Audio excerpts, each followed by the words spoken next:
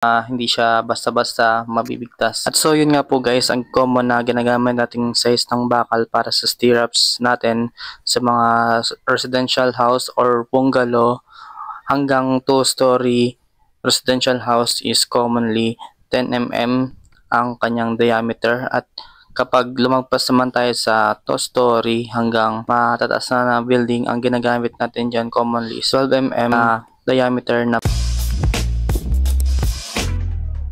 Hey guys, magandang araw nga po muli sa ating lahat. Ako po muli si Engineer Pax, at ngayong araw nga guys, dito tayo ngayon sa ating project na residential house. At ngayong araw guys, samahan nyo, magkakasta tayo ng bakal at bubuo tayo ng column. At ang dimension nga po pala ng ating column ay 20 cm by 30 cm.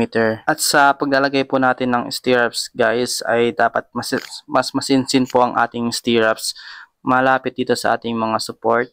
Kasi mas nagkakaroon ng mga stresses like ng mga bending at buckling na sinasabi guys. Yung buckling guys na sinasabi ko ay yun po yung mga stresses na sa taas gaya ng mga column.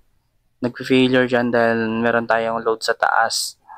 So kaya mahalaga na meron tayong sapat na dami ng stirrups na nilalagay sa ating column para mas ma-resist niya ang mga stresses na ganon. At yun nga po guys, sa paglalagay po ng ating stirrups po ay dapat naka 135 degree itong ating hook, at hindi lang dapat siya sa isang area lang nakalagay or isang spot lang nakalagay ang kanyang hook. Kailangan ikot po sila ng lagay. So sa ating stirrups po, meron tayong 135 degree na bending hook dahil mas na-resist niya ang kanyang strength dahil sa hook na, para hindi siya basta-basta mabibigtas. At so yun nga po guys, ang common na ginagamit nating size ng bakal para sa stirrups natin sa mga residential house or bungalow hanggang 2-story residential house is commonly 10 mm ang kanyang diameter, at kapag lumagpas naman tayo sa 2-story hanggang matataas na building, ang ginagamit natin dyan commonly is 12 mm na diameter na bakal. At sa susunod ko na video guys ay tuturuan ko po kayo kung